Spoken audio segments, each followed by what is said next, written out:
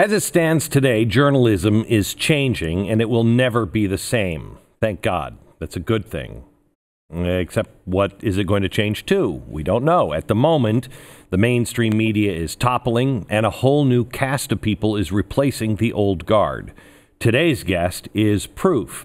He first rose to attention in 2011 when he live-streamed the Occupy Wall Street protests.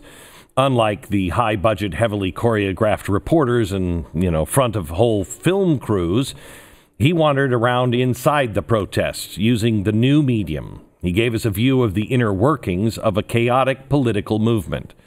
The reporting earned him a spot on the Time 100 list and won him a Short Award for Best Journalist in Social Media.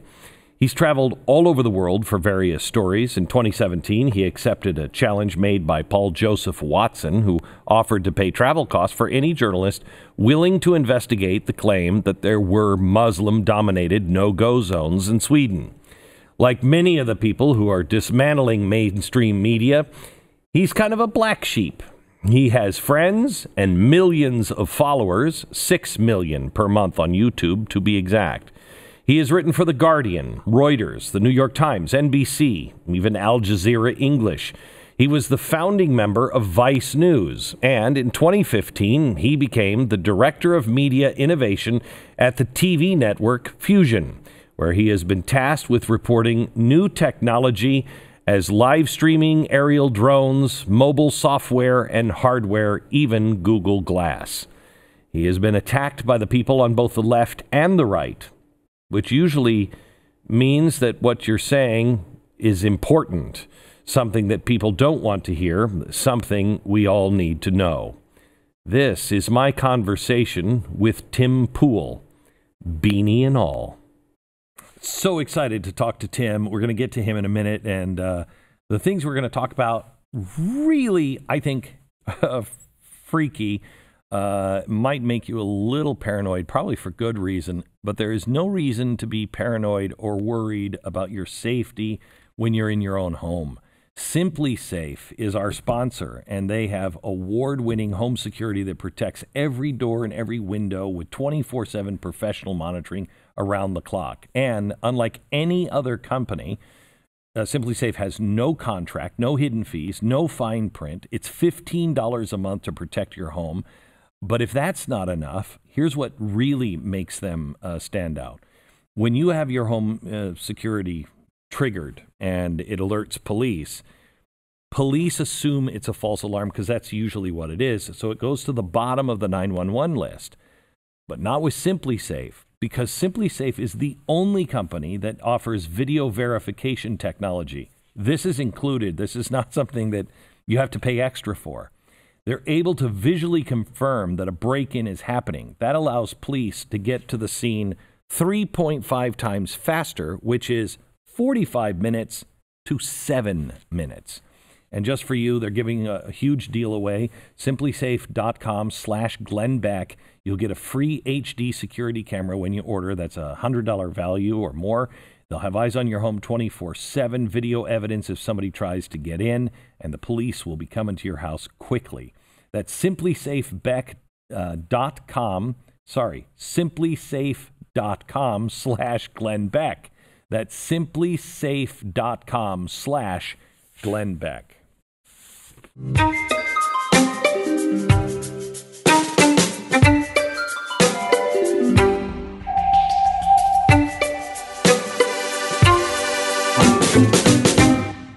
Hey, Tim. How's it going? Thanks for having me. You bet. You bet. How would you describe yourself? I have no idea. Roguelike, heterodox, anti-authoritarian. What the hell is a heterodox? Like, against the orthodoxy. Oh, okay. You know what I mean? So I don't want to say contrarian because that's not true, although I certainly have contrarian positions. But I think for the most part, I've often reflected on myself like, I don't even know what I am. I didn't go to school. Maybe that's why. I dropped out of high school within the first couple of months. Briefly did a homeschooling thing and then just stopped. Didn't get a GED, didn't go to college. So did you just educate yourself? Yeah. But I owe it to my mom, I guess. She was homeschooling me and my siblings before we even started preschool. So got a head start. So you had, because you're not when you think of an anarchist now, you just think of somebody, well, dressed all in black. Yeah, right. Who's, just marching in the street and usually just a numbskull. It's unfortunate. That's not an anarchist. Yeah. I mean, some of them actually. I have met some. I was in San Bernardino. I met an actual anarchist with Antifa who denounced the violence. And I'm like, then why would you march with these guys? He's like, a real anarchist is peaceful. Yeah. And it's about cooperation and things like that. Whether you're market forces or your cooperative forces, like anarchists do not hate each other, do not hit people to get their way. That's the antithesis of anarchy. But you are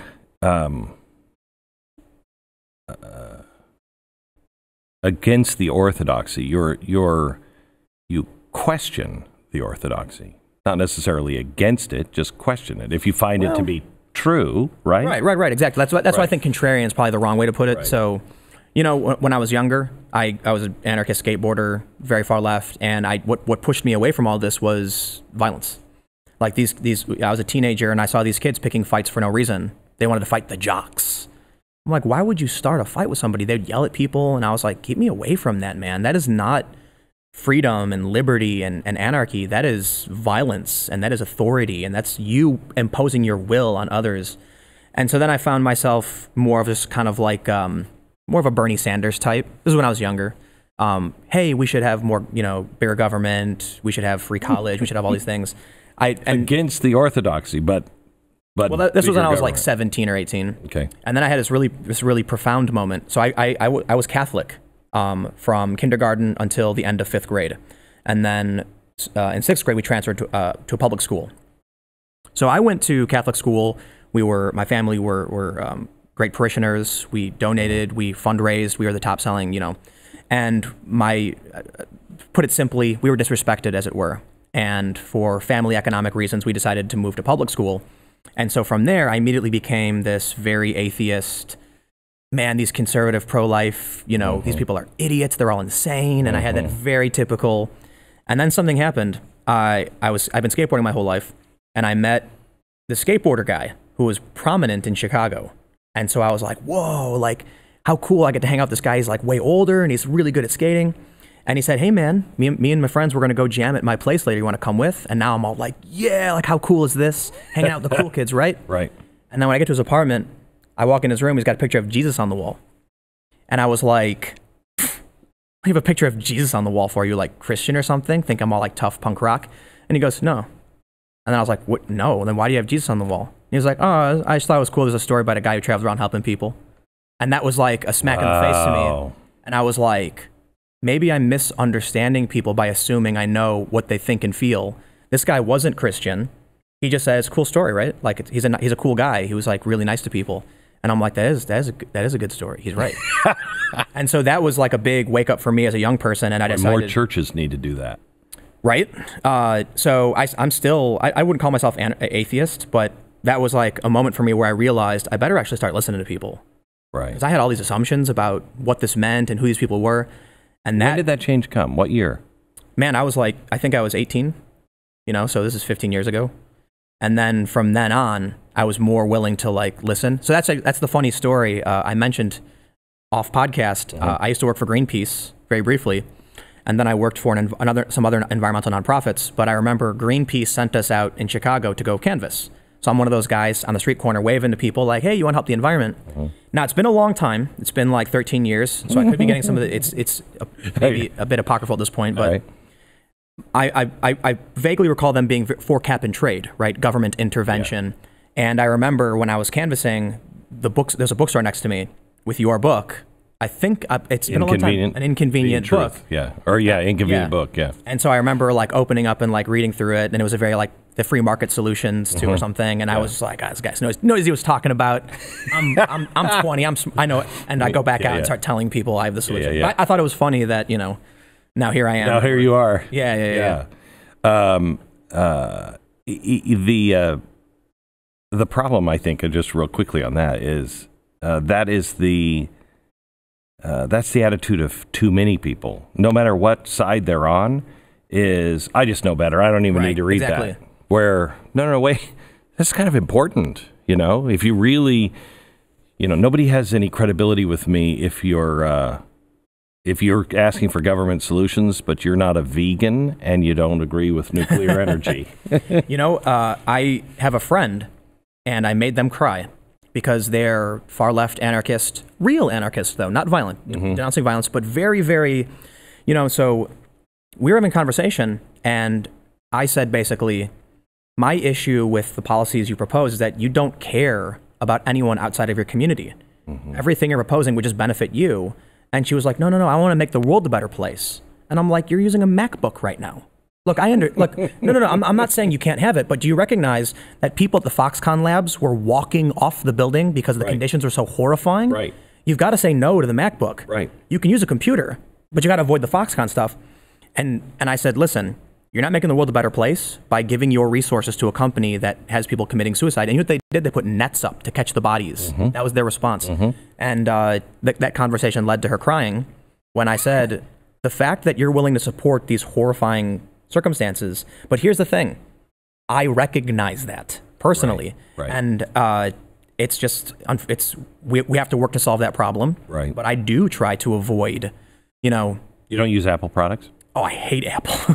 Yeah, I hate Apple too, but they're great products. I'm pretty sure Foxconn still does Samsung stuff too. So it's, do you want the tool or not? You have to recognize that Americans are wealthy, privileged, and there are people around the world who don't have access to that. What are you going to do about it? That was one of my funny highlights, I thought, of the Occupy Wall Street movement, was that they were taking down Steve Jobs. They were taking down. No, that's not true. Well, the ones I saw on video were taking them down, but they were using their products. But actually, it's worse than that. When Steve Jobs died, it was during Occupy. They put up a shrine for him. There was a Steve, and I'm just like, how is that possible? It's not like everyone at Occupy was marching in lockstep. Yeah. But some people there, that guy was a ruthless businessman. He was really bad. He's peak capitalism. Yeah. Brilliant. He's brilliant. He's the dirty kind of capitalist. Right. Right. Capitalism, when it's done right, I think, is a charity almost. If you know moral sentiments, you know that wealth of nations is just how it works. But moral sentiments shows you what the invisible hand's going to give. If you are a society that wants to do good and you're a capitalist who wants to help people, right? How can I help them have an easier life? Oh, I'm going to invent this. Great. I think we'll have some disagreements on capitalism, for sure. But you and I? Yeah, but I do agree. I think, the core of what capitalism is, the right to private property and to free trade for the individual, very simple, makes a ton of sense. And socialism and communism will never work. So where do we disagree? I lean more towards government regulation. I'm assuming. I don't know, actually. I just made the assumption based on the global warming, free market solutions and stuff. I think left unchecked, like laissez-faire capitalism, you end up with, humans put their resources towards what will trigger their dopamine. And so we have to have, I think a mixed economy makes a lot of sense. I think the U.S. technically leans a little more towards the right in terms of how much taxes go towards government spending. I probably lean a little bit to the left on a lot of, some of these issues, but I'm rather centrist. I just think, how much money do we allocate towards curing things like baldness? And I get it. You have a right to do it, but baldness isn't the big concern. It's just kind of a funny thing to poke at. But I look at toxic waste, dead zones in the ocean and things like that. And I absolutely think there can be market solutions to environmental problems. But I think, look, left unchecked, humans are going to make virtual reality games where they can just, I'll try not to be crude, but, pleasure themselves. Oh, no, it's coming. It's absolutely coming. And no pun intended. And what are you going to do about that? And this is the ethical conundrum that exists within me, because the media is the best example of capitalism going wrong. In that we're at a point now where these companies are in danger. So they reach to the bottom of the barrel, which is outrage content and ideology, and what they're lying. And what their next reach out for is the government protection. we have to have government protection because we are a valuable bailouts asset. We need bailouts. We need all of that. And there's already advocacy for government funding. Correct. I mean, wasn't there some program where they were funding journalism? I don't want to get into if I don't know the facts, but I'll leave that. But yeah, I think my big criticism of government, which you probably share, is capitalism is effective in that bad systems die. You can't make it work, you're gone. The problem with communist command economy systems is that they just mandate the expenditure and take the resources from someone else by force. And if your system is failing, doesn't matter. You're draining the system, right? So, I recently made this critique about Bernie Sanders. His campaign can't pay his own staff $15 an hour. Right. So what does he do? He cuts hours to get the equivalent. Well, here's the problem. His staff said $36K a year wasn't enough to buy food. Did Bernie say, I'll give you more money? No, he said, okay, then don't work Saturdays. So do the same work you have to do in shorter time, work harder, and we're still not going to pay you more. And let some of you go to pay for that. Some people are quitting. But so he's not going to increase their wages. He's just saying you better get your work done on time. And it's really funny to come from Bernie.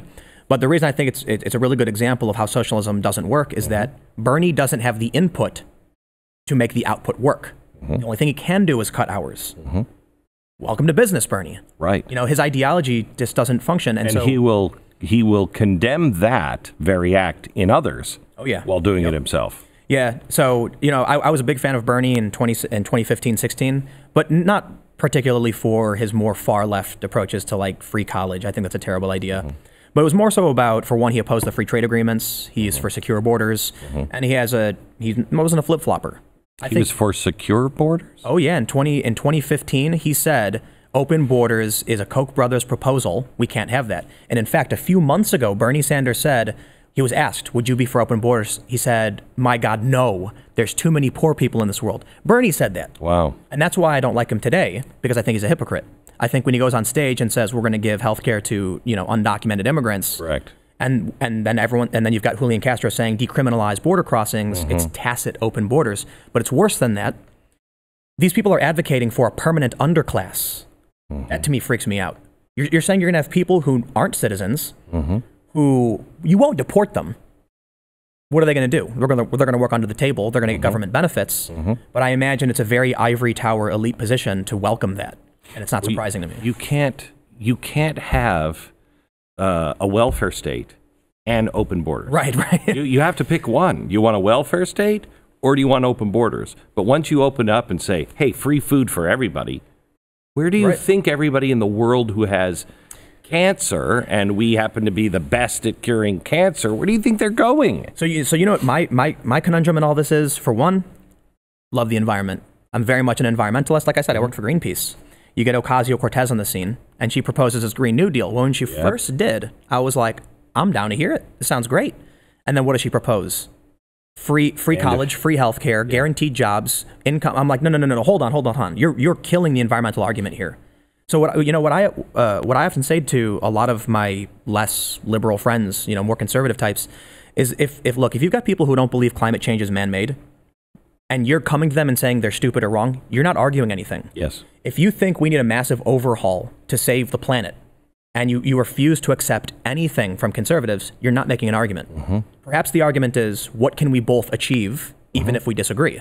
Is there perhaps a market, a tax incentive program for certain technologies that can bolster business, make the United States more competitive internationally, and help, increase environmental awareness and protect the environment?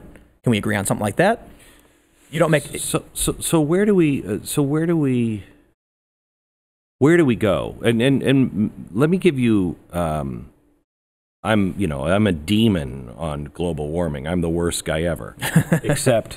except my farm and my ranch are 100% green. Right. I have insulation, over the top new insulation that makes sure that you can live in my house at 20 below zero or 100 degrees, and it's going to stay without any real air conditioning and without any fireplace. I mean, one fireplace, 3,000 square feet, and I can keep it at 10 below zero outside. I can keep it at 65 with one fireplace. Flying on private jets? Well, I was. I'm not saying I'm an environmentalist guy. Right. I'm just saying I care about the environment. Right. I do care about things that I can do. There are some things that I'm not going to change my ways on, but I can afford the expensive stuff for my house, and by putting those in my house, I'm helping making them cheaper for other people. I do believe that man is probably involved. There's no way man can't be doing all that we're doing and it's not affecting it somehow or another. Yeah, I agree. I also think you can look at the thermometer and is it going up or down? It's hard to track it beyond 1900 because everything was so bad. And I think some of it is screwy now, but we're getting better at tracking it. Predicting it, I have no idea. Right. The climate is always in flux and always changing. But I'm willing to do the things that I think we should do. But I don't agree with the solutions to. I don't agree with. The Green New Deal's not a solution. I know that. That's most of it's not a solution. Right. Exactly. Most of it is about crippling the West or keeping the rising economies in poverty, which I think is absolutely immoral. I disagree with the first one. I don't think there's an intention among many people in power to say we want to hurt America. AOC? Well, AOC is different though. Yeah, okay. Right. She's this far left socialist type who has this identity. I mean, look, that Green New Deal was talking about racial equity. I'm like, what does that have to do with the environment? There's none of it. And I'm deeply offended by that. Not like my offense matters to the greater picture, but no, I am. I mean, I want greener pastures and bluer skies and all this beauty and everything. I'm sure most people do. But when she comes out, all she did was make the environmental movement look ridiculous. And then you get environmentalists just backing her for no reason. But you know what? I've talked to some prominent progressives, and they ask me if I support the Green New Deal, and I say not hers, and they ask me why, and then I ask them, did you read it? And they say no. And there we are. So they're under the assumption the Green New Deal is going to be this government investment into solar power, and I'm like, no, it was free college and free healthcare, which had nothing to do with the environment. In fact, if we had open borders, or not even, let's clarify the open borders thing, because I know the left is going to jump and say, oh, they're lying, they're misconstruing. Sure, if you don't criminalize illegal border crossings and then provide government benefits to people to come here, you are incentivizing the behavior, and the U.S. already produces too much carbon, right? So the last thing we need is more people coming here and increasing the amount of carbon we're producing, right? Not only that, but they're not vaccinated. So you've got all these arguments that don't seem to make sense. I think, ultimately, the way I reach out to people who are more conservative on the issue is, look, the government offers you a tax incentive if you buy an electric car. Good. Can we do more things like that? But aren't the changes, and I'll give you, government regulation has encouraged changes, but haven't the changes in the combustion engine, now a brand new combustion engine is actually better for the environment than an electric car? Because, is it? I'm not. Yeah, it is. That's. I can't quote it for you right now, and we'll look it up. But we'll I'm pretty sure. Yeah, operate on the assumption that's true. Yeah. And it's it's close, but it's still getting better. Right. Okay? Yeah. And that's just innovation. And I think I go back to the case for moral sentiments, which is, who Adam Smith is, who wrote Wealth of Nations. Right. The first book is Moral Sentiments. And it says, if you're a part of a society that has moral sentiments, good moral sentiments, that can come from just everybody is just in love and everybody somehow or another has just become, Gandhi and Christ all put together. Or there is some system that has taught them how to be moral. That is really important because that will direct what they build and what they want.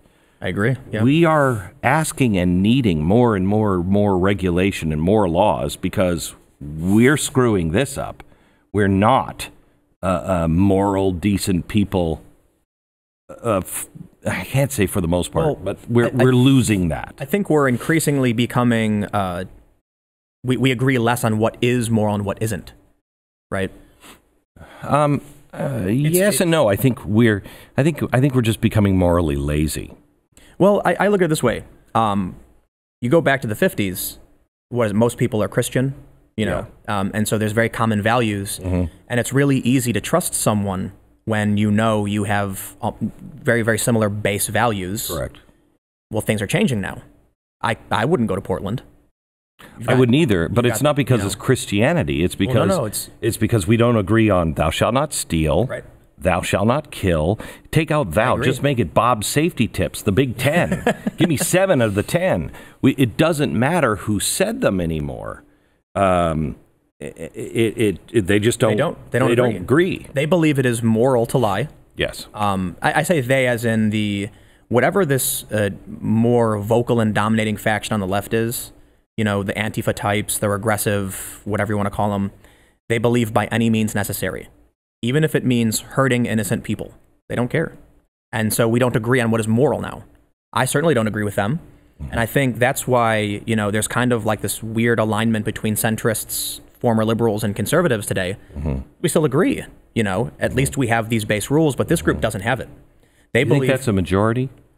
I don't think the majority of the left hold these views, but I do think the majority of the left is bowing to it, just ignoring it, backing away. I mean, you know, I had a conversation with a boomer who is a lifelong Democrat who told me, I'm scared by what's happening with immigration. The Democrats aren't doing anything about it, and I can't say anything because I'll be destroyed.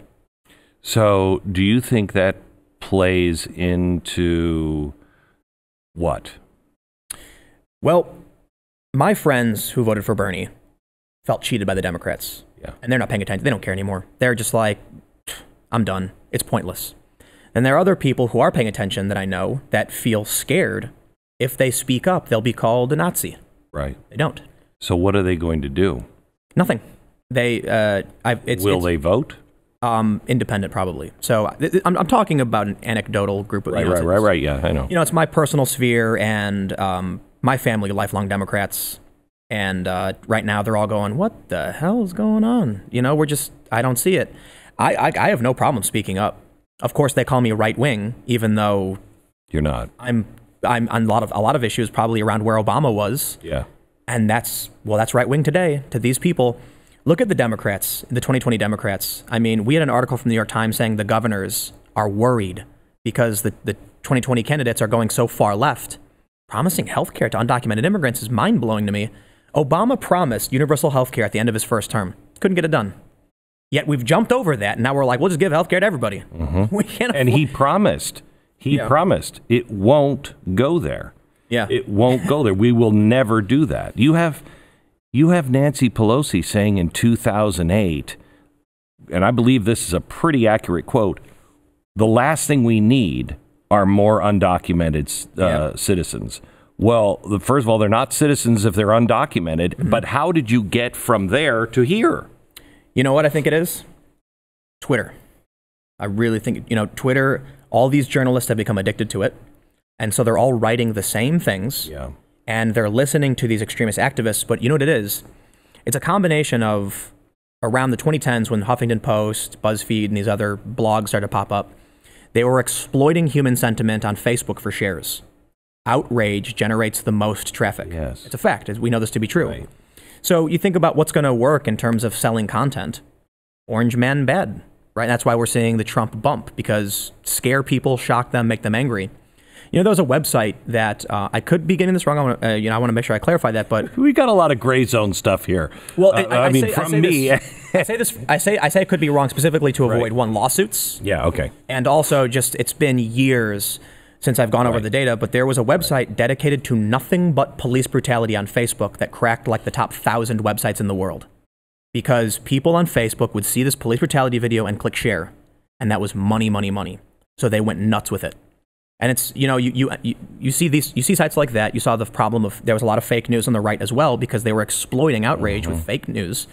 And then what was left is Vox, BuzzFeed, Huffington Post, these websites that still try and maintain this fringe identitarian ideology for rage, for clicks. And that's where we're at now. And so what happens is you take millennials who for the past 10 years have been inundated nonstop with stories about privilege and diversity and police brutality. And now they live in this crazy world of nonsense where they're like, it's a delusional state, if you ask me. I'll actually give you a real example of how this happens. So Facebook created an algorithm.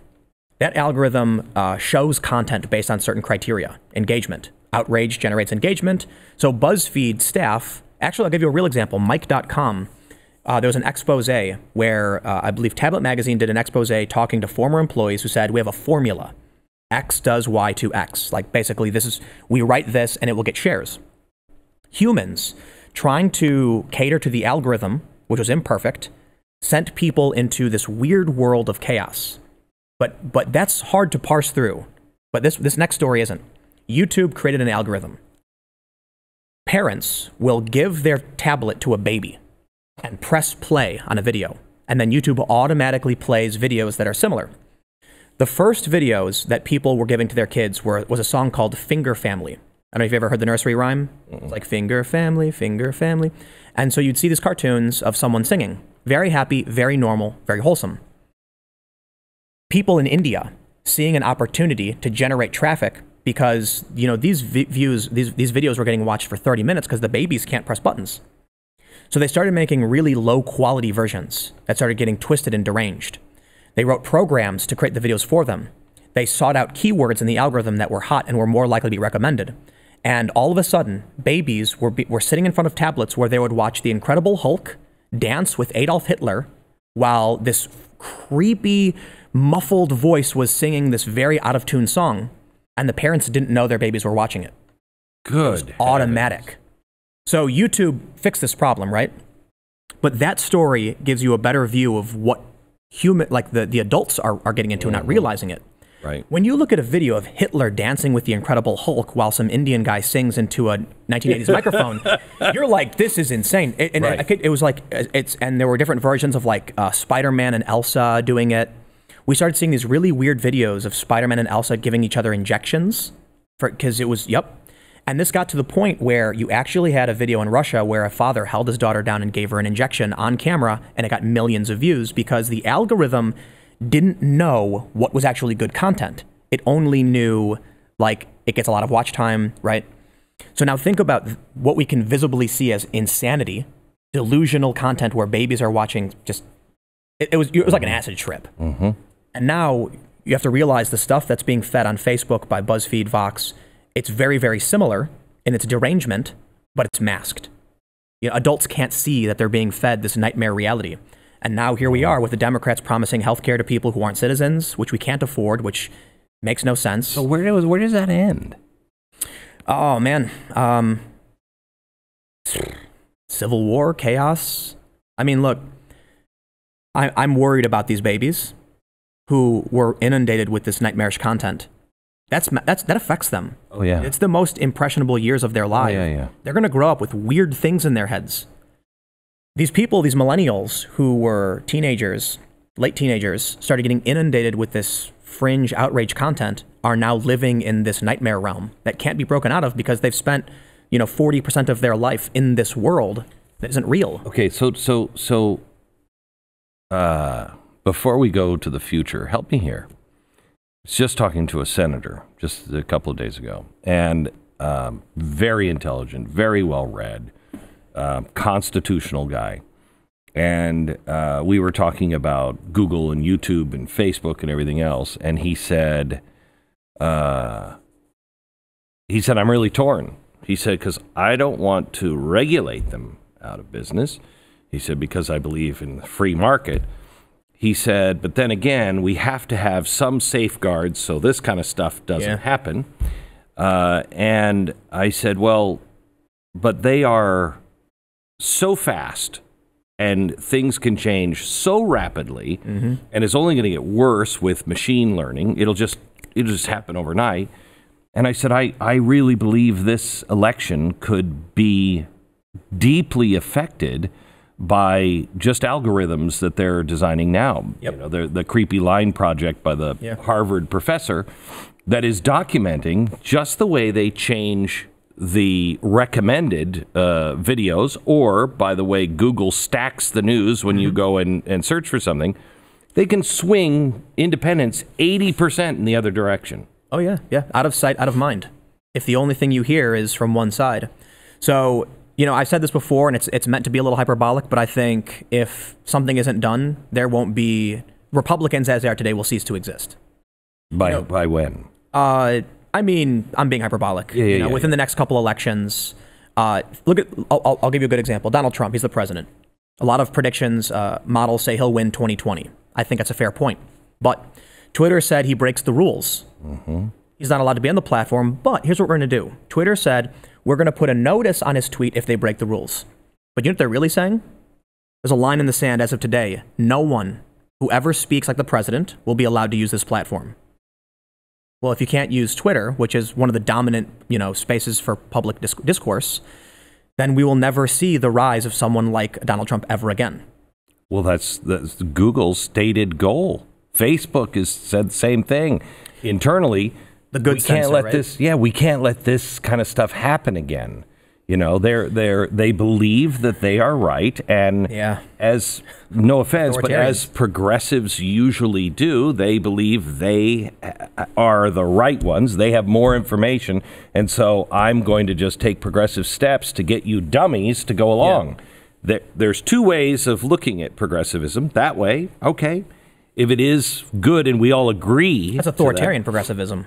Yes. Yeah. And I disagree with it. And that's where they are. That's where they are. Yep. I mean, there's a real problem, in my opinion, that is going to happen before we even get up to speed, to where these companies, and I am for the free market, but these companies are getting double dealt by the government. They're getting platform status and they're getting publishing status. So they get all That's a complicated problem too. But you can't be protected on all fronts and then start to say, you know what, I want to do good in the world, and so I believe this is good, and so I'm going to steer people this way. We're talking about companies that will not have. No one will have the protection of the Constitution because the Constitution applies to the government, not to private companies. The tyranny is being outsourced. Yes. I find that nightmarish. So it's funny, you get these woke activists, they'll be like, here comes Tim to the defense of conservatives. And I'm like, first of all, remember that poem, First They Came For? Yeah. Right. I look to the conservatives in this country as doing what conservatives always do. I've heard the arguments. I disagree with a lot of them. But hey, we're all Americans. And the point is we find that compromise. The problem now is nothing to do with conservatives. It's a handful of billionaires running unaccountable corporations with government protection. Where's the left? I mean, I grew up with liberals saying, corporation bad. And I'm like, I agree. I grew up making fun of things like Blade Runner, going, please, I work for the corporation. Shut up. I've always been there. And for the last 10 years, I find myself with a growing number of conservatives all saying, something's really wrong here. Yep. Something's really wrong. And you know what really annoys me is I've had a lot of conversations with inaction conservatives, I'll call them. Because I'm not saying regulation is necessarily, what has to happen, but something has to happen. Yes. And there are so many conservatives that say, no, we should let them do what they want. I'm like, okay, great. You'll be banned first. I mean, your opinions won't exist anymore. Right. Here's the thing I noticed. I was talking to this guy who's a far-left activist. He told me he was a centrist. He was a socialist. Like, socialism is not the center. Quite literally, on the political compass, socialism is as far left as can possibly you can go, and laissez-faire is as far right as you can possibly go. And I'm talking about the compass, not like American cultural standards. And he thought he was in the middle. And so you realize that, and you look at someone like Jack Dorsey or Sundar Pichai, and they think they're in the middle when they're far left. Yeah. So then they go, okay, so Democrats are far right, and communists are far left, and socialists, socialist Democrats, or democratic socialists are here in the middle.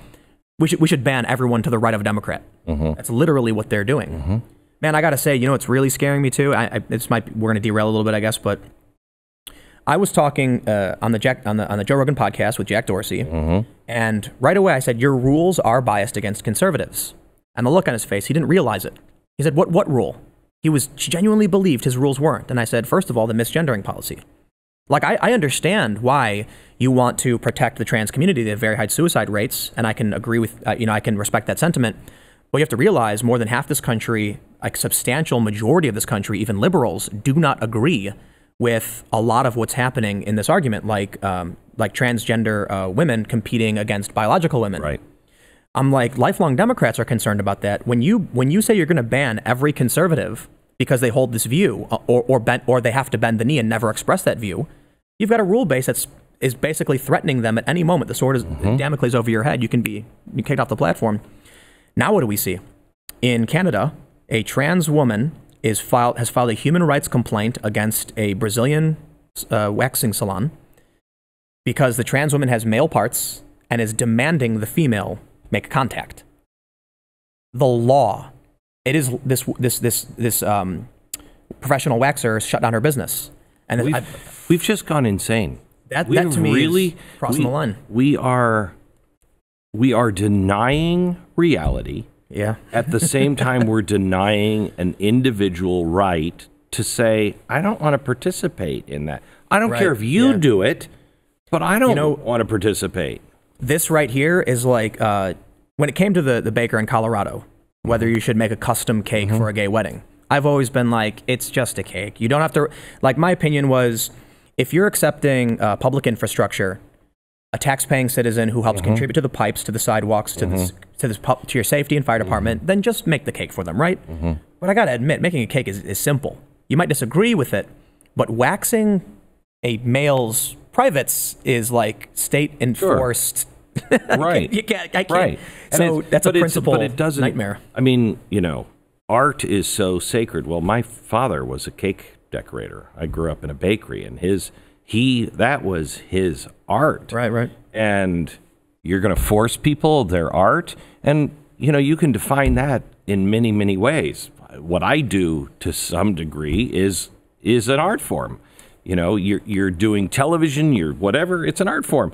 You can't tell people and force people to do the things that are against what they truly feel. But this has been so crazy for me because, man, I even in the past few months, I made videos where I said, listen, that gay couple, they're paying taxes. Okay, you're reaping the benefits of their income in our community. To turn them away because you don't want to write some words on a cake.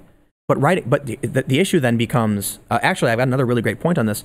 We're getting now to this, waxing thing in Canada, and it's stressing my view on the ethics of whether a business should have to do anything.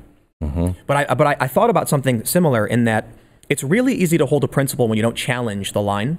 For instance, you're familiar with Blackstone's formulation. It is better that 10 guilty persons escape than one innocent suffer. So I thought about that, and I said, okay, would you free 10 shoplifters if it meant one innocent person accused of shoplifting would go free? And most people would say, oh, of course. Would you free 10 child rapists if it meant one innocent person would go free?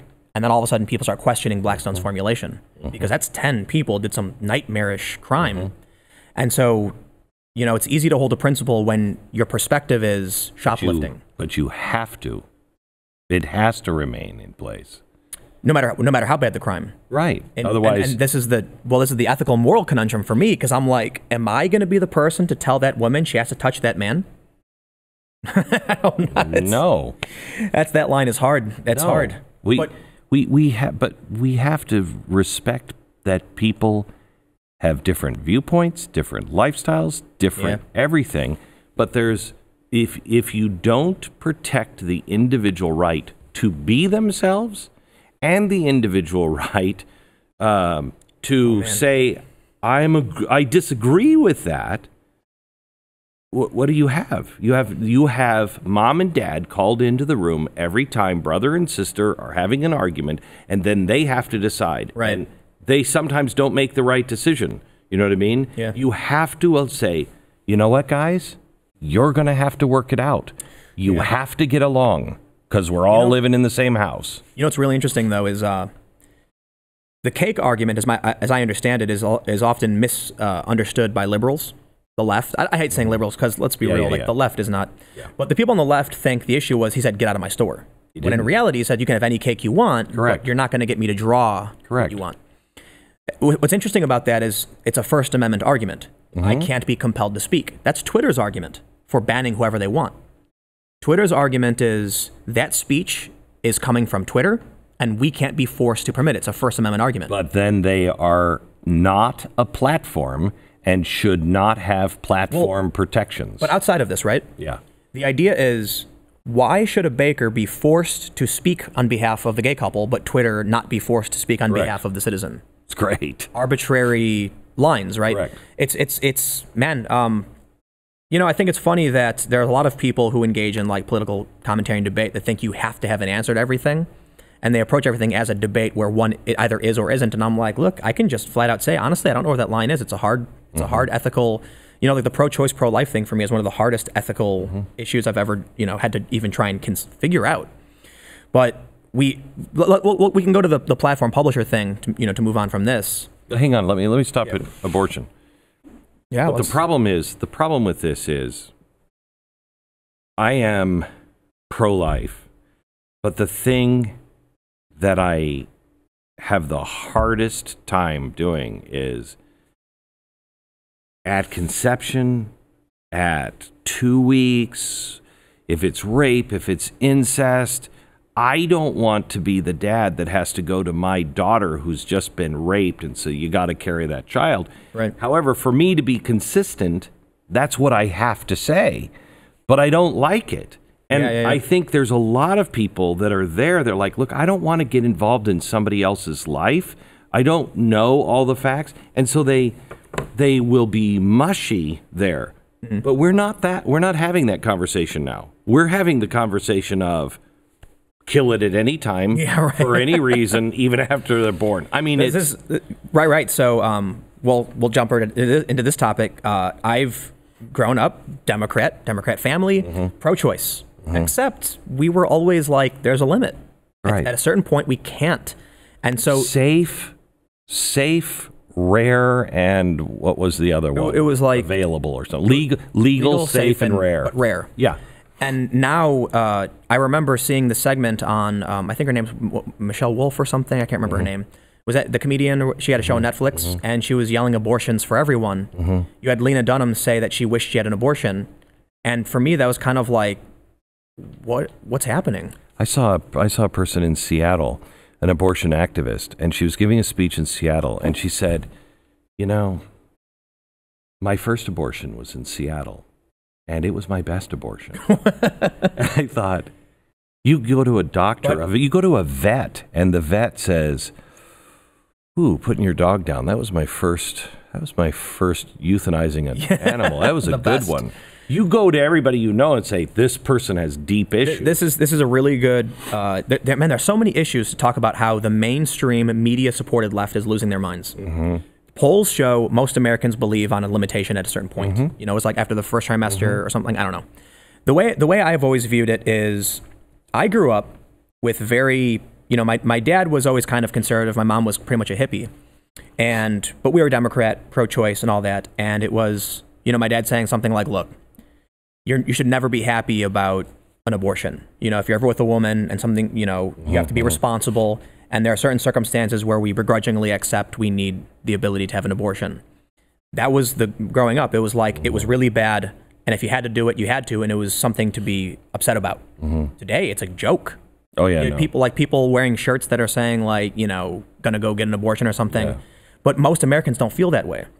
So here I am as somebody who is always been a moderate, you know, Democrat leaning to the left of my family saying, yeah, right. For me, I'm pro-choice on libertarian grounds. And it's a very, very complicated ethical position. I am 100% within every inch of my body opposed to the death penalty. And that makes it really hard when it comes to pro-life. I believe life begins at conception. I don't see any way you can argue against that. It is. Life exists. But I also think there's a challenge in having the government mandate that one person share their body with another person. Not while recognizing, sure, you can have irresponsible young kids who got themselves in that problem, but you can't have victims of assault who are now being forced by the government. And I don't know whether I should be involved in the moral, ethical, and health-related decisions of an individual at a governmental level. I want the cops to go in with guns and force this person to do that thing. And so all I can really do is say, within me, the only thing I can do is lean towards the more freedom, even though I understand there are two lives at stake, I can't compel someone to provide their body to someone else. I just don't know. I don't know the answer. That's as best as I can do. I would see your reasoning if it stops at rape or incest. Well, no, not even that. Not even that. Because I don't blame the baby for that. I don't blame. No. I know that. Right. But you're saying the government can't compel you to have. Well, okay, but the government's not compelling you. Those are your consequences. You know, I stand on the railroad track. Well, it's like I'm going to get mowed over by a train eventually. One of the challenges with like later term abortion is severe deformity or inviolability, and so it's hard for me to believe the government has the ability to know a one size fits all solution. Sure. And here's the bigger ethical conundrum. The data, at least I've looked up, shows that majority of abortions are for no reason at all. And so it's like, how do you, that I don't believe there's like a good like compromise to this problem at all. I don't know if there's a solution at all. Because you either have... if you're talking about rape, incest, horrible deformities, you can at least make a case to all reasonable people. Right. To say no abortions, you could make the case to a moral person, but then it breaks apart when you start to add in the human element of, hey, but we don't know everything that's going on. But the abortion anytime for any reason, I don't see the argument. Now, here's the problem, though. When it comes to the arguments of rape and incest, how does the government determine it was or wasn't? Right. Is someone lying to get it? Or and my problem is the baby isn't responsible. Right, exactly. This is a tough problem. It is. And you know, I think... But the struggle to get to an answer is just as important as the answer. As long as we're struggling to get to the answer. But I don't think we are... I think we've just abandoned all good faith. Well, whatever this leftism, there's not even like, here we are having a conversation trying to figure out the ethics of what is right and what is wrong, like normal human beings, and the left is basically saying at any point for any reason. Right. And I'm like, wait, hold on. You are in the other room. You're not even in a conversation. What's going on? You know, for me, it comes down to like, you have a victim of rape, incest, and do you have to then have them present evidence? Do they go through some ordeal, or is it like between you and your doctor? I just lean towards libertarian, I guess, and I don't think I'm right or wrong. I actually think I'm wrong in a lot of ways on it, but I don't know what to do. You know what I mean? So I think that's where most people are on a lot of big issues. Right.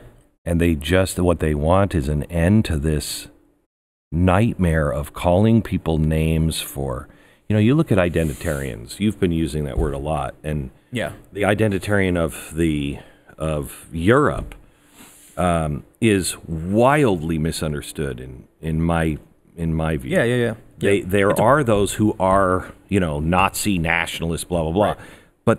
And it's happening here in America, and it's one of the reasons I think Donald Trump won. Not for the Nazi reason that they keep putting out, but maybe in one way because of the Nazi thing.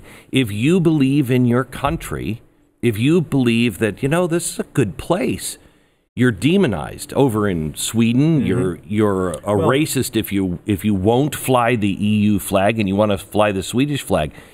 That makes people automatically push back and go, you know what? My identity is important too. I don't think I think so. Let me clarify for those that might not understand. Identitarian is identity-based government, right? So identity meaning, in this instance, your race or the races of individuals.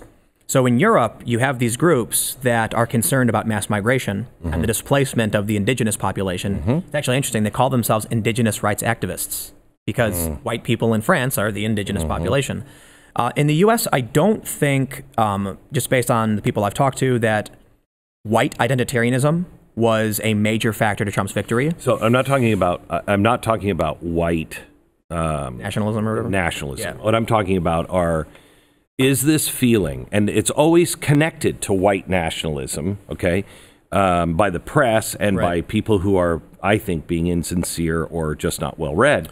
The idea that my culture, I don't care what color you are, my culture is important, not to the expense of other cultures. Right. I don't mind. Come in, bring the best of yours, and let's blend in. But it's underneath the umbrella of America. Yes. Yep. And what the problem is that people are now saying, no, all cultures are equally great. Well, you know what? There's been some bad cultures that have happened. And I don't care what color it is. Hey, what do you think about the culture of Germany in the 1930s and 40s? It sucked. Yeah, right. Okay. So everything is not equal. There may be some great aspects of it. There might be things that you're proud of, but why do I have to celebrate this and this is torn down? And that's the problem. That's the rub that I think people are feeling.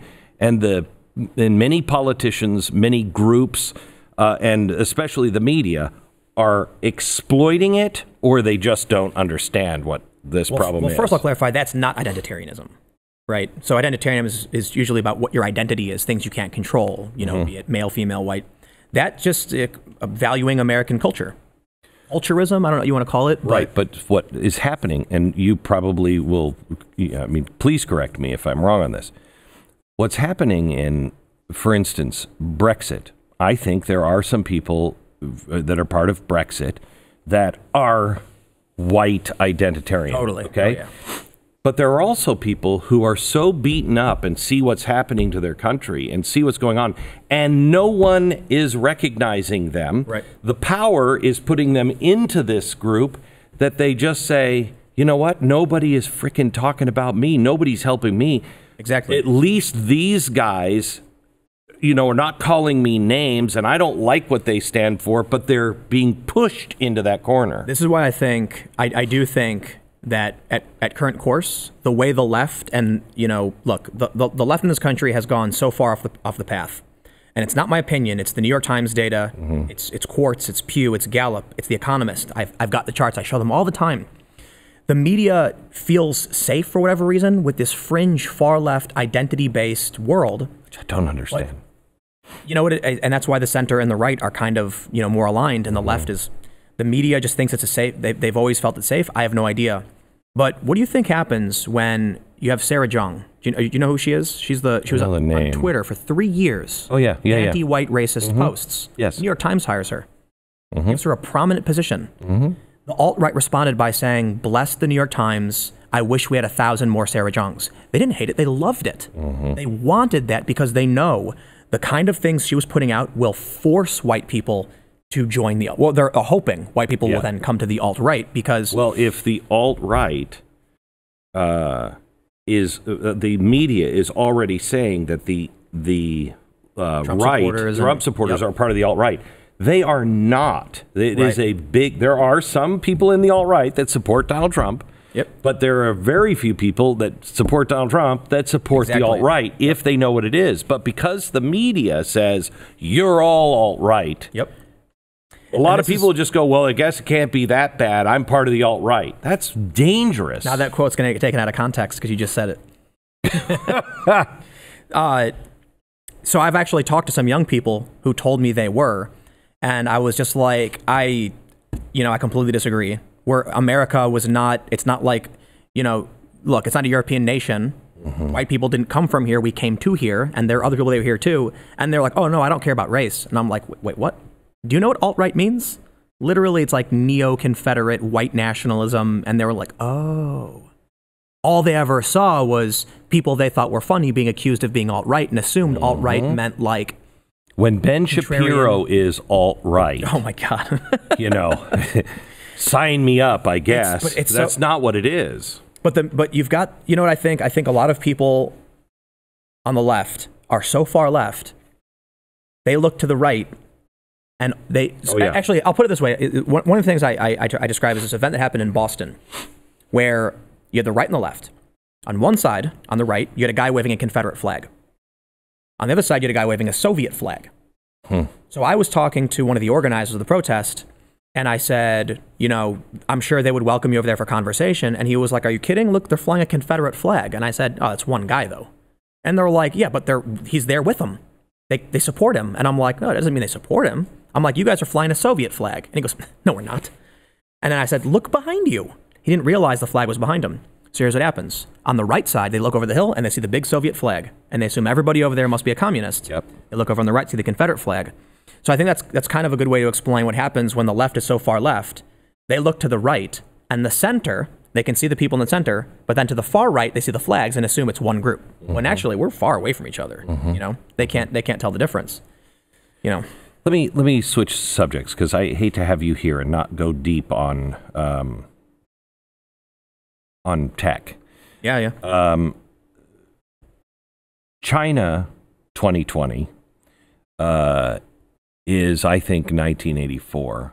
Oh, man. And America 2020, whenever, I think is Brave New World. I think we're headed the same direction. And when Peter Thiel, who is not an extremist, says Google should be at least looked into for treason. Wow. Wow. And I have a hard time not saying, I don't know about treason. It's very specific on what that is, but that's really dangerous what they're doing. You know, I kind of feel like China has a very authoritarian system. You do what China needs. But that's good for them in the long run. While life may suffer for the individual, I think they're on track to just trounce the United States in a worrisome way. We've allowed, first of all, I think we have no purpose. The United States, millennials, the reason why we're seeing all this fringe, ridiculous activism is because there's no mission. You know, they did a survey of the UK and the United States about what you want to be when you grow up. Americans and Brits said vloggers on YouTube. Chinese said astronauts. People in China have a mission. They want to be great. They want to succeed. They want to fly their flag. People in America just want people to look at them. And so what happens? They go on Twitter and they say silly things. So that says to me, you know, if young people today don't care about the strength of our community, why would we have one 20 years? China will exist. It's going to be a crappy place to live in for sure. But they're going to have they're going to have the commanding economy. They're going to have international power. But as somebody who watches the tech world, it says something that Google will assist China in some of the worst things we have seen since, you know, fascism in the 1930s. Yeah. Pol Pot. I mean, they are brutal. I think Google pulled out of the Dragonfly. There's like two things. There's Project Maven, which was a government, I believe was like Chinese military, in which they're like, oh, we play a small role. Yeah, right. If any at all, why should you? And this is really scary, actually. So I believe they did pull out of Dragonfly, which was censored search. But I'll tell you what's really scary is that Google starts in the United States, built off the back of the United States.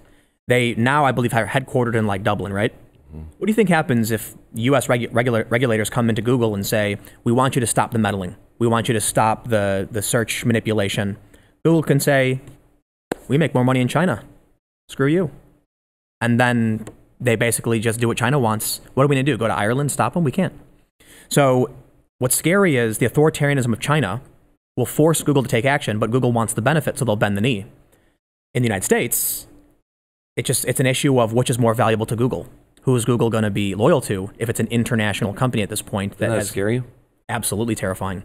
Think about if, there's a conflict in the South China Sea, which has been brewing for a long time. Oh, yeah. And then China says, listen, Google, war is bad, right? Why don't you start weighing things down in the U.S., so U.S. interests, and then all of a sudden people in America are like, China's great, we love China. Right. You search for China, what do you see? There's all this really beautiful things about China, and Google's saying, it's better this way because war is bad. And then China's interests supersede the United States. So, and that's not unrealistic. I think it's probably already happening. I do too. Yeah. So the China 2020, what I'm concerned about is we're just accepting it here. We're not even really standing up and saying, "Hey, that was an episode of the Black Mirror." Yeah. And we're accepting it, and it's growing bigger and bigger. Do you see a time where the doors close, where these big corporations have the power and there's just no turning back from it? Absolutely. And you know the thing is, 100 years ago, if the doors closed, somebody would come and knock those doors down. You can't anymore. You know why? As I explained earlier with the algorithms, you won't even know the door is closed. Right. All you're going to see when you open your phone is lollipops and rainbows, and you're going to be like, life is good. And you're not going to realize it. So it is the Matrix. Right. I'll tell you what's scary about it. Right. At a certain level, we can say, you know what? If we can avoid war, that's a good thing, right? Google has the perspective, we should stop the bad speech, and eventually there will be no bad speech. Well, that sounds nice. Right. But here's the thing. As we learned from the YouTube story about Hitler and the Hulk dancing, their algorithms aren't going to lead to what they want. Right? So the way I can actually explain it is, YouTube thought their algorithm would lead people towards funny sitcoms. That's what they had in their mind. They were like, what's a good show? Friends, right? So let's tell the algorithm things like Friends are good. More than 10 minutes, people watch more than 10 minutes, it's got this amount of likes, this amount of views. And YouTube instead directed them towards an Indian guy singing into an 80s microphone of Hitler dancing because they didn't know the difference. So they're doing this now.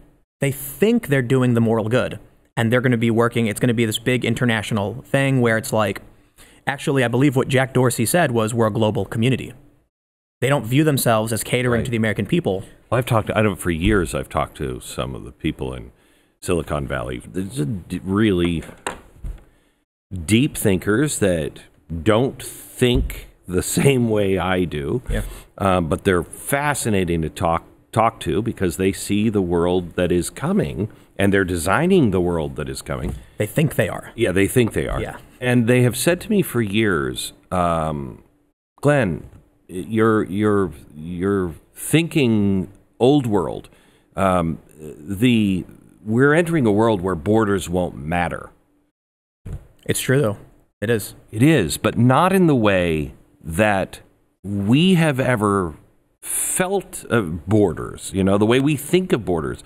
They mean the corporations have no worry about borders at all, and they are. It's a completely redesigned corporate entity. The corporation will be, Facebook, if Facebook wanted to right now, they could be the government. You'd never see, look, Elizabeth Warren came out and said she wants to break up big tech, right? And then what happened almost right away? Facebook took her ads down and then brought it back up later saying, oops, that was a mistake. Was it? Yeah, that's scary. Google and Facebook control nearly half, or I believe they control the overwhelming majority, each control around half of the digital ad market. They've just monopolized the whole thing. Biggest ad agency in the world. Yep. So when it comes to the internet, they can make you think whatever they want. You'll never hear a story again. And then, what blows my mind is why these people in media just love it.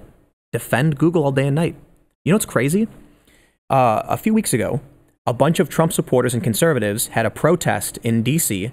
called Stop the Bias. Something about, I don't know what it was about. All I know is they were saying these big corporations are silencing speech. Antifa showed up to protest the American citizens fighting for their rights against corporations. The far left came out to protest not authoritarianism, but American citizens complaining and demanding a redress of grievances. It's like the what is it? The internet rules that they tried to get passed and Pajit changed from the FCC. Oh, I don't know. But I'll say this. When it comes to the talk about like China and 1984 and how the algorithms are manipulating us, think about the kind of content that these Antifa people see all day, every day. World War II imagery, talks of parallels between Trump and Nazism. Google is, whether they're doing it on purpose or not, are manufacturing people. Twitter is a great example. They create block lists, so you can never see what I have to say. They only ever see the fringe far left, and they are festering in this bubble where they just eventually get big and angry and then think they're morally just and then act in defense of these massive corporations. What's the solution? I honestly have no idea. How do you tell a company they're not allowed to have free enterprise? How do you tell an individual they're not allowed to have free speech? I think perhaps there was one interesting option put forward. I can't remember which senator did it. He's saying an algorithmic free mandatory option for all social networks, meaning you can choose to see things as they are without being manipulated. And then perhaps a guarantee of free speech on these platforms. Now, the conversation has to be had in a very particular way. We can't just say you have to have free speech, but we can say publisher platform, right? This is an important distinction because legally there is no publisher or platform distinction.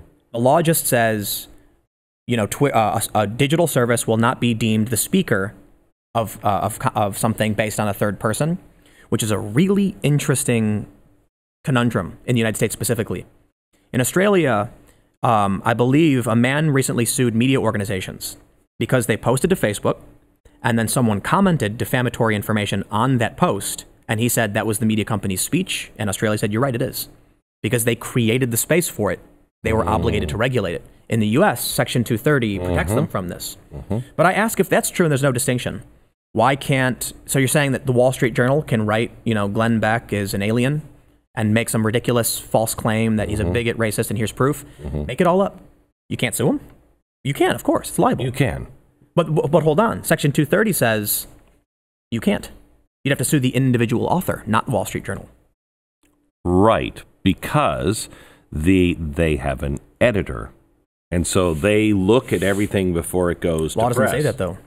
Pardon me? The Section 230 doesn't clarify that. That's the thing. Legally, there's no distinction between platform or publisher. So how can we be at a point now where the law accidentally gave the New York Times immunity? Right. That doesn't make sense. Right. So there needs to be a clarification. And I will make this point, stressing it too. When the left always says, it's a private business, they can do what they want, I say, that's wonderful. We create new regulations every day. End of story. Sure, today they can do whatever they want. I'm arguing they shouldn't be able to, and now we should actually enforce something. Maybe what form regulation takes is a bigger question, but the point is, just because they can do it now doesn't mean they should be able to. We need to either refine Section 230 to clarify. We need to pass laws restricting, the banning of speech based on arbitrary, whatever. But, I guess it is an extremely complicated problem. It is the development of a new civic within our country that requires the conversation. And simply saying do nothing, it's a private business, I think is the wrong approach.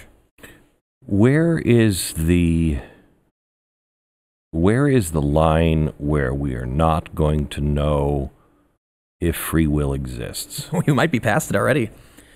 I'll tell you something creepy.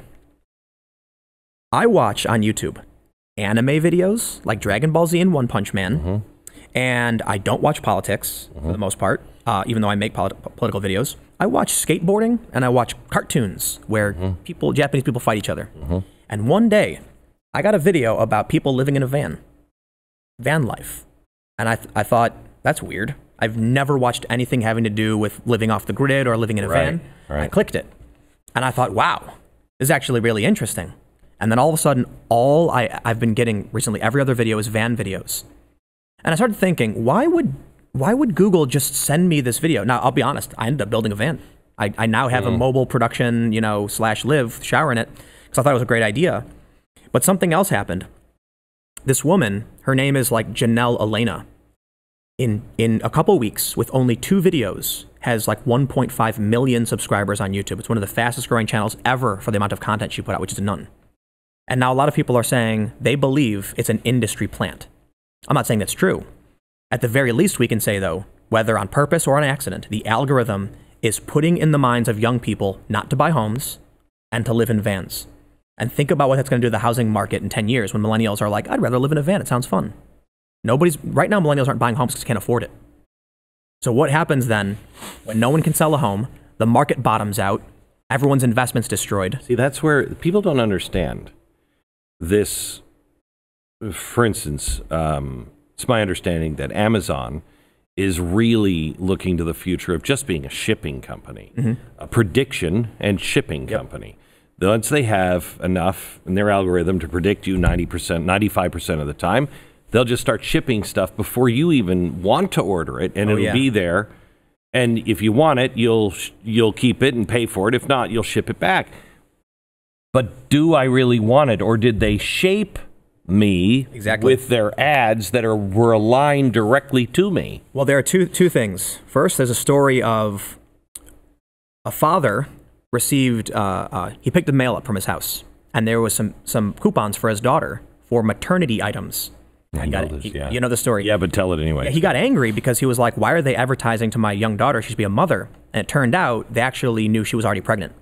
Because of the things she was looking at online, the things she was saying. They didn't mean anything by it. They were like, oh, she'll probably want this, not realizing. But what's really scary is, a lot of people believe that Facebook spies on them. because you'll be talking about something and then you'll go on Facebook and see an ad for that very thing. And you're thinking like, they had to have been listening to me. That's very naive. The reality is scarier. Facebook can predict your behavior so well, they knew you were going to talk about it. And this is true. There was an article that said Facebook knows where you're going to eat lunch with a ridiculous accuracy. They know when you use the bathroom. They can predict all of these things about you. And so they're not spying on you. They don't need to. When you said to your dad or whatever, man, I'm really interested in getting that new Telecaster I saw at the Guitar Center, and then all of a sudden you see an ad for it, it's because the behaviors before, seemingly irrelevant. I like nachos. It's raining. Those behaviors are associated with someone wanting to buy a guitar. Somehow, in some way we don't understand, the AI does. So you think they're listening to you? No. They're predicting your behavior. Now, you combine that with shaping behavior, and it could be as simple as, if we show you the post about nachos, we know you'll vote for Obama or whoever, right? You might not think seeing endless posts about Taco Bell will impact you in a certain way, so you'll never question it. But they know those seemingly, irrelevant things do guide your behavior. What's scary is how they can control the stock market. They can it's funny. Well, AI is most of the stock market now is AI. Right. But think of it this way. If they really wanted to, Twitter, Google, Facebook, whatever, combat global warming or whatever, they could snap their fingers and you'd only see news, you'd only see comments, you'd only see opinions. They could easily restrict or limit speech. They're doing it. On Twitter, people are shadow banned. On YouTube, I'm sorry, I always mix up Google. You type in a search term, won't appear. Right? So like one common thing right now is you go on Google, type in Ilhan Omar marriage, nothing comes up. You go on DuckDuckGo, marriage fraud pops up first thing, because that's the question people are asking. Google is manipulating what people can see and shaping our behaviors. They call it the good censor. That's the document that was leaked and presented by Ted Cruz in Congress. They know what they're doing. And what's scary is the example of Hitler and the Hulk. They think they're guiding you in a direction that makes sense. They don't know. And you're not proposing that you do know. Oh, I don't. You're just, yeah. It's really funny. People always say, like, YouTube's coming to get me. I'm next. I'm going to get censored. And I'm like, listen, you got to understand, YouTube, they could get rid of me at any moment. They've definitely deranked independent commentary, but my channel's doing better than ever. So if their intention is to get rid of my voice, I don't think so. Actually, I have a theory on this, which is kind of a sidestep. The media calls me right-wing. I'm clearly not. Centrist at the very least, but a lot of, I'm supporting Tulsi Gabbard and Andrew Yang. But what they want to happen? They want the wheel to shift over. They want me to be conservative so that you, Glenn, are a fringe far-right extremist. How do they shift the full opinions of everybody? How do they control that behavior? They start telling everybody slowly Tim Pool's right-wing. They prop up my YouTube channel and then call it right-wing, so it's the only thing people can see. And then people get this view of a moderate liberal as conservative, and it shifts the whole wheel to the left. Wow. I'm not saying it's on purpose. It's an Overton window move. Right. So right now I look at like Tucker Carlson, he's conservative. I'm definitely to the left of him and Ben Shapiro. Right. But Ben Shapiro won't use the proper pronouns for a trans person. I actually do, because I'm actually a liberal. They'll now ban Ben Shapiro eventually. He's high profile, so they have to wait this one out. But they're banning all of the lower tiered individuals who have less followers, who have no protection and no chance of rectifying this for misgendering. And they say, but you broke the rules of a private platform. Once they're all gone, then they say, but Tim Pool is a conservative. Now there's nothing to the right of me but the extremists who are banned. And then the whole wheel shifts over 1 degree. So why hasn't anyone done anything to at least build another platform? Why is they have? Yeah, absolutely. And I think it requires people to use them, right? So I used to have the Twitter logo in my video thumbnails on YouTube because I wanted people to follow me. I now use the Minds logo, M-I-N-D-S. Minds is kind of like Facebook, YouTube. You can upload video. It's kind of like Facebook, but it's decentralized, encrypted, privacy, free speech. You don't get banned for offensive content. If you post egregiously offensive things that are like not safe for work, you get a not safe for work tag, which means people have to turn the filter on to see it. Not a big deal, right? So they've got, I think, a couple million users. I actually, I'm working with the CEO on a separate project, a news venture, So it's happening, right? You've got BitChute, which is video hosting, which is doing pretty well. And then which is kind of like a YouTube alternative. You've got Gab and Parlay, which are Twitter alternatives, and you have Minds. So, here's the thing. If Donald Trump right now signed up for Minds.com and then posted something related to Iran, the media would be forced to cover it, and the market would just, overnight, Twitter would lose a massive portion of its share. Its stock would probably go down. Right, but they would also immediately be deemed by media and social media as a far-right extreme platform. They're already doing it. And I think, I'm not going to claim these people are doing it on purpose, but it is disconcerting that you have these journalists acting in defense of massive unaccountable corporations, smearing small businesses, decently small businesses. But here's the thing. There's another network called the Fediverse, which stands for Federated Universe. It's an open source protocol for social media. You're familiar with Gab, I imagine, right? Yeah, Gab did something really brilliant in they overhauled their code and took the open source code from a group, I don't want to call it a company, but an organization called Mastodon. Mastodon is pretty far left, right? They have crazy rules. They even banned Will Wheaton for being a transphobe, and Will Wheaton is like, wow. right. We know Will Wheaton's kind of far left. So Mastodon's code is open source. Gab takes it. Gab federates, meaning any browser that accesses this open source network can get you to Gab. Can Google ban a browser because you can go to a bad website? No. So now Gab can't be banned or shut down ever. So this is a step in the right direction. Whether you like Gab or not is not the point. I'm not talking about the history of Gab, just the idea of unbannable networks. What's really interesting about this Fediverse option is that you can make your own social media site called glennbeck.com. And you can tell people, follow me on the Fediverse, glenn@glennbeck.com, like email or a website. No one can ban you because it's your server hosting your speech. The only thing that can take you down is a court order. So this is an alternative to these massive networks and censorship. What it's going to take, though, high-profile individuals using them. So I've been promoting and using Minds because it's like, I hate Facebook. It's just, for so many reasons. But, the easiest path to changing it is if Trump made a post on any one of these platforms, be it Gab, Minds, BitChute, whatever, the media would have no choice but to show it front and center on every channel, on every website. And then, Twitter was bleeding users for a while. And then Trump came in, helped prop it back up because now there was a reason to be on the platform. They're still kind of losing users. But until high profile people say, I'm going to use something else, well, they control everything, Let me switch to AI, AGI, ASI. Elon Musk, I think, is in it. What's your opinion on Elon Musk?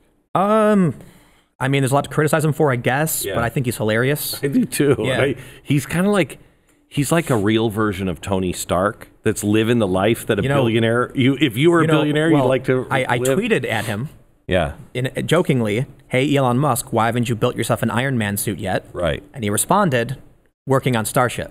That's great. That's great. And it went like decently viral. Right. And people were really excited that he's a funny guy. He interacts, he is. Yeah. So he was talking about, oh shoot, I can't. Neuralnet. Yeah. Neuralink. I was going to bring this up. This is a potential solution. Right. Now, maybe. This is what's amazing. Maybe. I've always got the catastrophe side for you, so give me the hope side. Well, I'm going to give you the catastrophe side. Oh, okay. I know that one. I'll give you both. Yeah. My daughter she's gone through a year of testing to be able to have the implants put into her brain. For Neuralink? Not for Neuralink.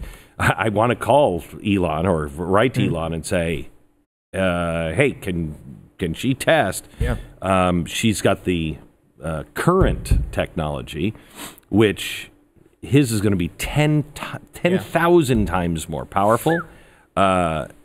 But it carries with it great promises. Oh, yeah. But also some really dark stuff. Well, you know what I'm hoping for? What? Man, if you like VR, imagine if you could actually just link your brain to a computer and then be in the Matrix world.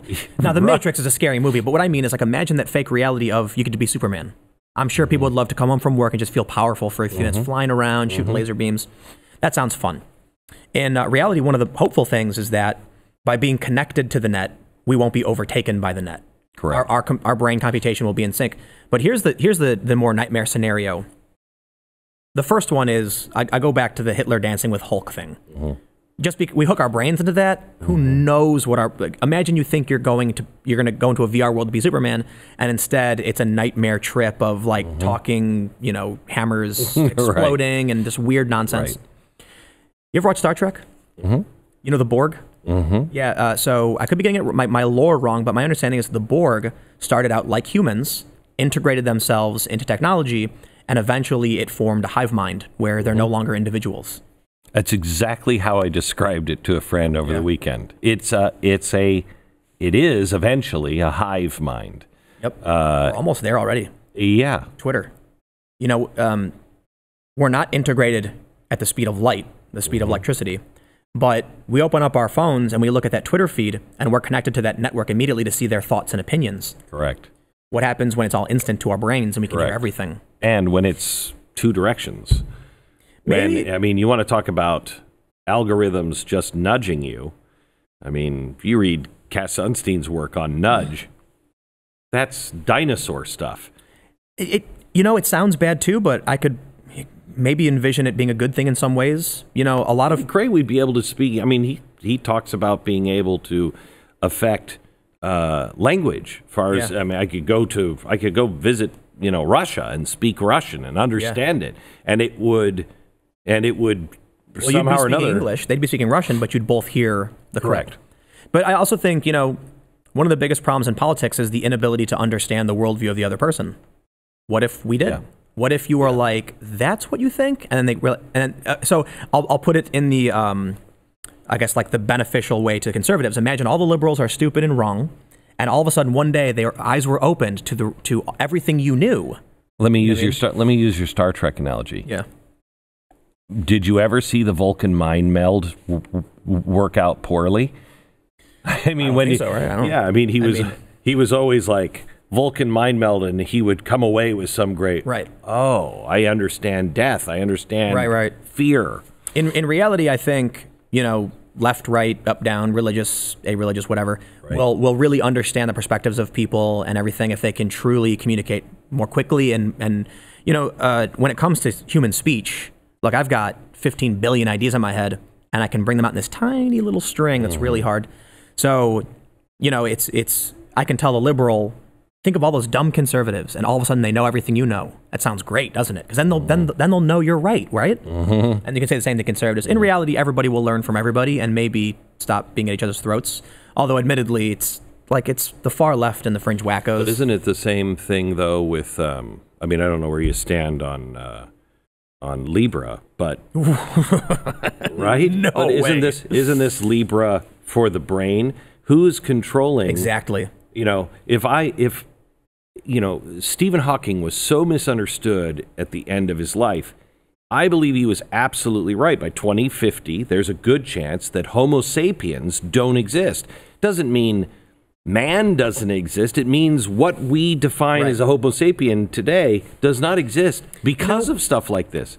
But if they can control, if they're controlling speech, Libra can say, "Oh well, you're not. You're no longer tolerable. You're bad for the community." Libra's scary. Libra's scary. First. But isn't this the same though? Also with the brain. Oh, absolutely. Just turn you. You're a monkey now. That's why I think Neuralink is fun for video games and for you choosing what you connect to. But this constantly on system, it's kind of scary. But so I'll tell you why Libra is terrifying. MasterCard, depending on your source, it's disputed a bit between Patreon and MasterCard, but Patreon says MasterCard reached out, said you have to ban this man, Robert Spencer. I believe Robert Spencer's his name. He's an anti-jihad. You're familiar? Oh yeah, he used to advise presidents. Right. They said ban him. Patreon said, I'm sorry, MasterCard forced us to do it. MasterCard, I think, denied it. But so what happens when banking institutions can tell you can't use this anymore? Now it gets worse. One of the things they're proposing with Libra is speeding up transactions by using Libra. So MasterCard, when MasterCard wants to send money from the United States, from their bank, they transfer it through all these different, systems, and there's regulation attached to it. With Libra, it's a finger snap. It's just a quick currency through Facebook. What happens when Facebook bans you for being an extremist? Correct. And then you take your MasterCard and you swipe it at a gas station, and it says denied, and you call MasterCard, they say, well, we use Libra to do exchanges, and you're banned from Libra, so look, we have no problem with you. You can use MasterCard all you want. Unfortunately, Libra is our intermediary, and you're banned, so you can't use this card anymore. Now Facebook is in between everything you do and can choose to shut you down. You're seeing this already being pushed by state governments with Cuomo saying to the financial center of the world, saying, hey, by the way, we have to send in our state regulators, and we're not telling you how to do business, but we think some of these guys who are making guns or selling guns are kind of suspicious, so it will probably extend your examination every year. Nobody wants that hassle. Yep. And so he's saying, but you can avoid all that if you just don't do business. Exactly. And they are following that. Yeah, it's authoritarianism. It's tyranny. But again, without the government's involvement. Outsourcing the tyranny. Right. This is what I find really scary about big tech, and especially what's really worrying to me are these people who defend Google and Twitter and Facebook. I'm like, Elizabeth Warren is coming after them. Mm-hmm. Don't you like Elizabeth Warren? Mm-hmm. Like, for whatever reason, so. But even I worry about that because of history with FDR. I mean, FDR wanted regulation. So let's go to Ford and GM and Chrysler and ask them how we should regulate. Well, they put all of the small people out of business. It bothers me that Zuckerberg is saying, hey, we need regulation. Well, who are we going to go to? He's trying to, right. He's steering it. He wants to be the advisor. One of the more terrifying things, if we don't have AI, is China. So there was an interesting point made, I think it was Sam Harris's podcast, where something to the effect of, the moment that AI defeated, I think, Kasparov or whatever, the greatest chess player, there will never be a chess player who can beat our best AI, period. What happens if China beats us to the race and then declares war? They declare war because, what did Sun Tzu say? Win before declaring war or something like that effect. So if they have the AI, they know our output, they know the known knowns, the unknown unknowns, etc. And then the AI says you have an 87% chance of victory, declare war, and follow these steps. And the U.S. can't counter that artificial intelligence. China takes over the world, Are you, do you believe that we will get to AGI? What is? Okay, so AI is artificial intelligence, which what we have. Mm-hmm. What you're talking about is at least artificial general intelligence, where, Kasparov was beaten by AI, but it's very narrow. It can only do that. Exactly. Okay? Yeah. So AGI is something that can look at all of it, and ASI is super intelligence. Yeah. Okay. Yeah, absolutely. One of the things that's really interesting I tell people is what makes humans better than computers is that when you need to screw something into a piece of wood, a screwdriver, we take it, we say the pointy end goes into the hole, and then we twist until it feels right. We do very little calculations, but computers, when they do this, have to calculate literally every step. So when the AI defeats Kasparov, it literally calculates all of these different outcomes, wasting time and energy. If it had general intelligence, which I believe I could be in the right spaces, they could make more assumptions and skip off the wasted time and energy and move faster and more quickly and more directed. So, well, when you add quantum computing, then it's everything at once. What's really funny is a side note. Are you familiar with Magic: The Gathering? No. It's a strategy card game. It's a fantasy strategy card game. It's similar in realm to like Dungeons and Dragons.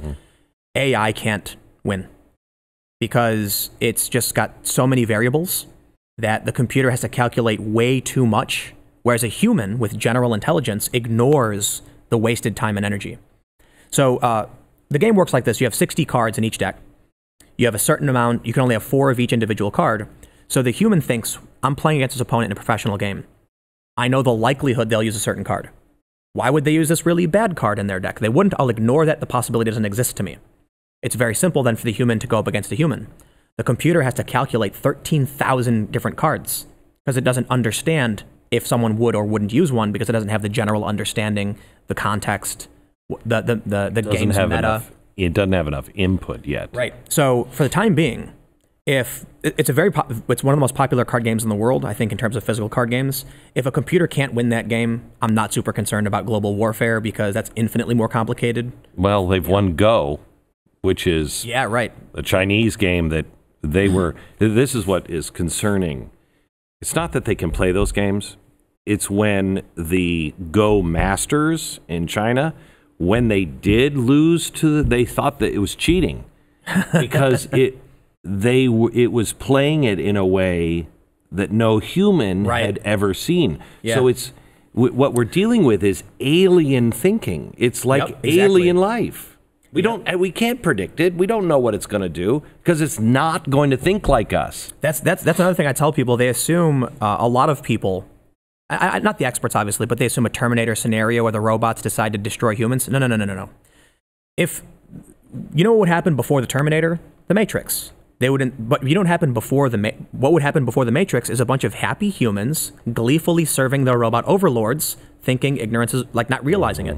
Like this is really great, Olgotron, the giant robot overlord, loves us and we please him, not realizing they've been manipulated. Our behaviors, at this, what? I'll say this: isn't ignorance bliss though? Wouldn't it be great just to bow to your giant robot AI and not be aware at all that you're a slave? No, that's the way people are now. A lot of people, in ways. Yeah, and it's being built. It's not there, but it's being built, and they are.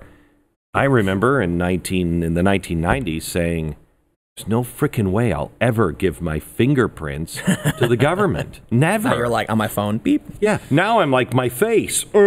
Yep. And in 2000, I was talking about facial recognition, saying this is really dangerous down the road. I mean, now we're doing it. Weren't Social Security numbers like shocking to people when they came out? Like, you want the government to number me? Correct. Now we're like, we get a card when we're born. It's normal. Right. We're walking down that path towards the Borg, I guess, unless we blow ourselves up or something before that. I actually think.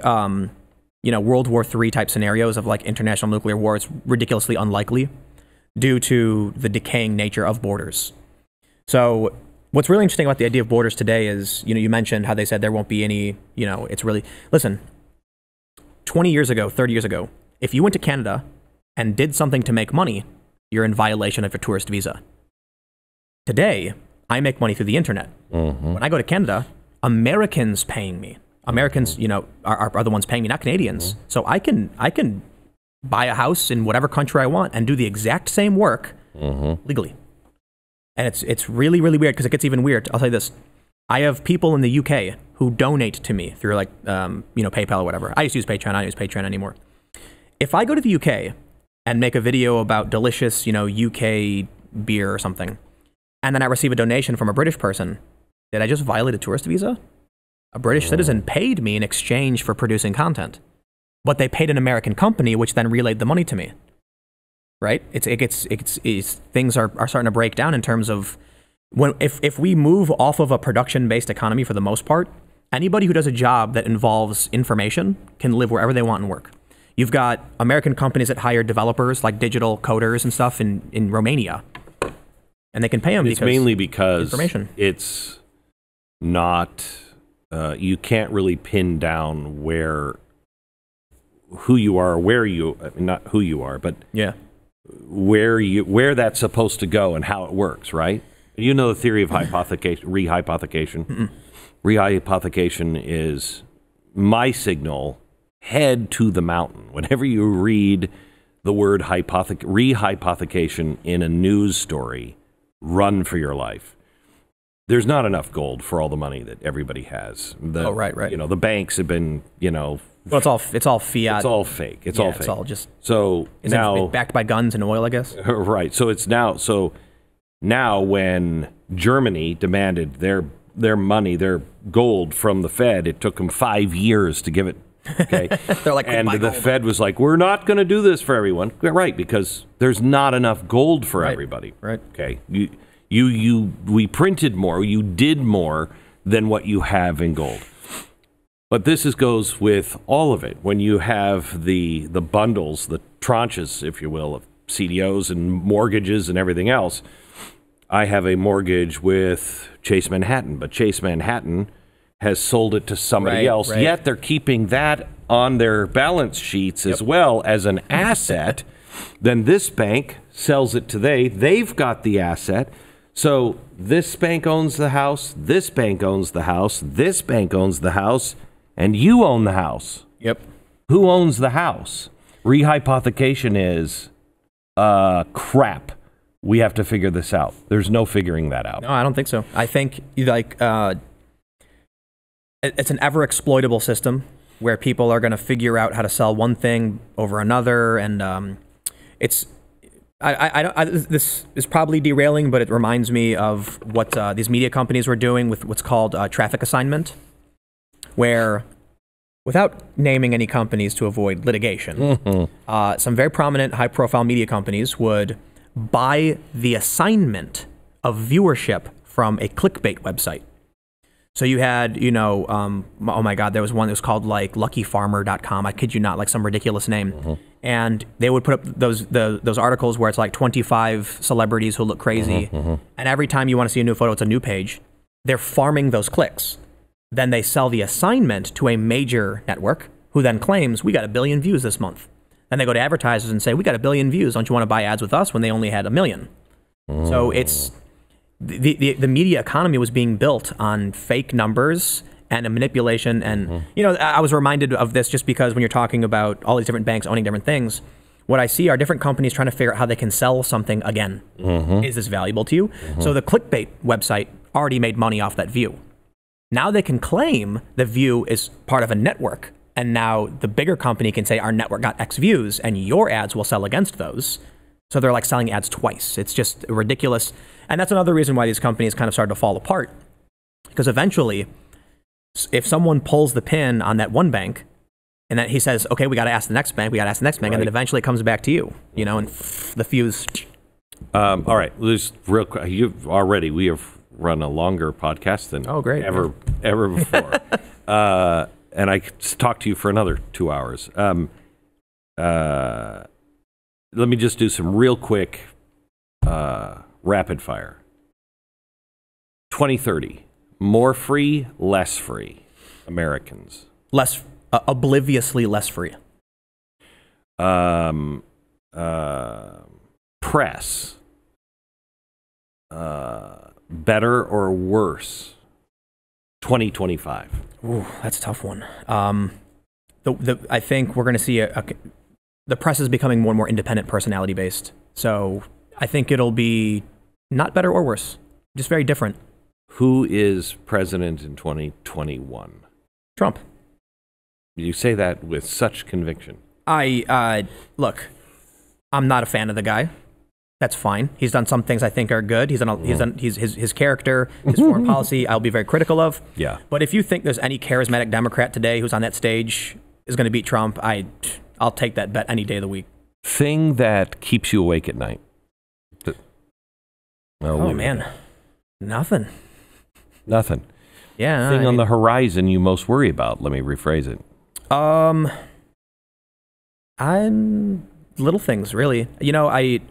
So freedom of speech, the loss of free speech, is not something that keeps you awake at night. It's constantly there saying, "How can we figure this out? How can we figure this out?" Well, I guess nothing keeps me awake at night because I'm very anarchistic still in my personality. I am ready to go live in the mountains with a dog and go hunting for food. So it's you want to tear down your society, But I do think big tech is the most pressing issue right now. Thing that you're most excited about with tech? Thing that you think nobody is really... Neuralink virtual reality. I'd love to fly around as Superman for, punching bad guys and shooting laser beams. Wouldn't that sound like fun? A good, relaxing, and there's a lot of other things they can do, like downloading, like in the Matrix, downloading kung fu, becoming a master at, think about, I want to learn how to play tennis. You just plug in and download tennis, and all of a sudden you're champion. You wouldn't be a champion because everyone would be good. You'd be good at it, right? You'd have fun. You'll be good. Everybody, you wouldn't be that good because your muscles would still need to be, but you'd know a lot. You could learn faster. That sounds exciting.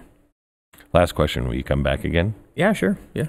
Great to talk to you. Likewise. Appreciate it.